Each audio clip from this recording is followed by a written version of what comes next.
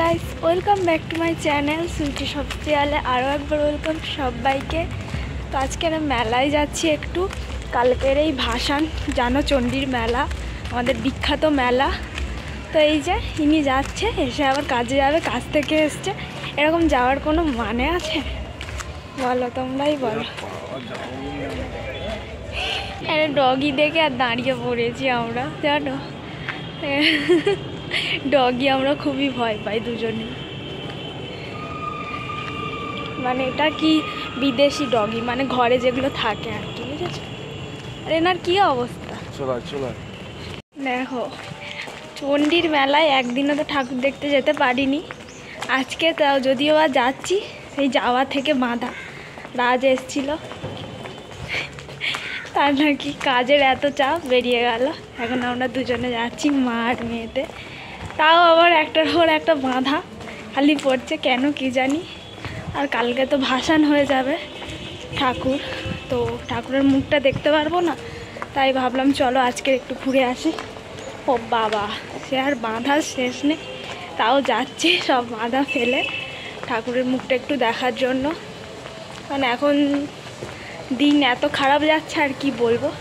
চলো যাওয়া যাক, অলরেডি কাছাকাছি চলে এসেছি, আর কিছুক্ষণ দেখাচ্ছি তারপরে।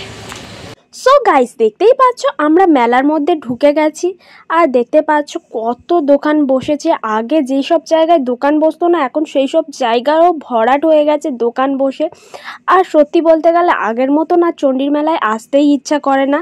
এবারে তো একদমই আসতে ইচ্ছা করছে না, কারণ সময় খুবই খারাপ যাচ্ছে, খুবই খারাপ হচ্ছে আমাদের সঙ্গে, একটার পর একটা খারাপ লেগেই আছে। তাই আর কিছু ভালো লাগছিল না। তাও মায়ের মুখটা একটু দর্শন করব বলে এলাম। মা আর মেয়েতে দেখতেই পাচ্ছ, রাজ আসবে বলে তার কাজ পড়ে গেল, দেখতেই পেলে সে বাড়ি চলে গেছে। তো দুজন মিলেই গল্প করতে করতে মেলার মধ্যে ঢুকছি, দেখতেই পাচ্ছ। চলো মায়ের মুখটা একটু দর্শন করেই বাড়ি চলে যাব। আর হাফ এসে দেখি কি ভিড়, তখন প্রায় 5:30টাও বাজেনি, আর এত পরিমাণ ভিড় হয়েছে দেখতে পাচ্ছ। তার মানে আরেকটু সন্ধ্যা হলে কি প্রচণ্ড পরিমাণে ভিড় হবে, এখনই ঠেলা খেতে হচ্ছে জানো। মানে কি অবস্থা, মানে মেলায় এত লোক, কি বলবো। সেই আগের মতন আবার ভিড় শুরু হয়েছে। মাঝে তো কটা বছর একটু কম সম হচ্ছিল, এখন আবার সেই আগের মতন ভিড় শুরু হয়েছে।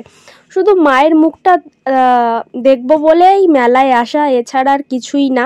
তো দেখতেই পাচ্ছ চলে এসছি মেলার কাছে একদম। মায়ের মুখটা আগে দর্শন করব, করে আবার ঠেলা খেতে খেতে বাড়ি চলে যাব। আর কি ভিড় হয়েছে, এখন আর না এই ভিড় ঠেলেও কিছু ভালো লাগে না মেলা দেখতে, আর কিছুই ভালো লাগে না।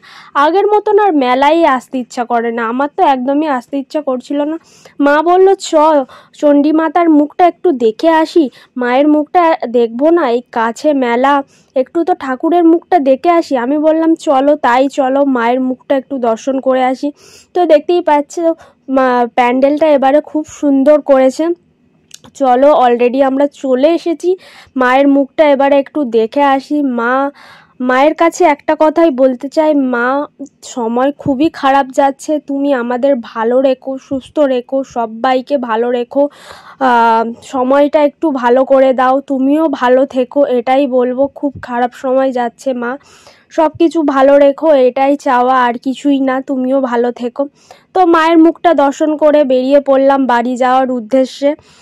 তো চলো, বললাম মায়ের মুখ দর্শন করতে এসেছি, আর কিছুই না, মেলায় জাস্ট দেখলাম কি আছে না আছে। চলো, ভিডিওটা ভালো লাগলে একটু লাইক, কমেন্ট, শেয়ার, পর নতুন ভিডিও নিয়ে আসছি।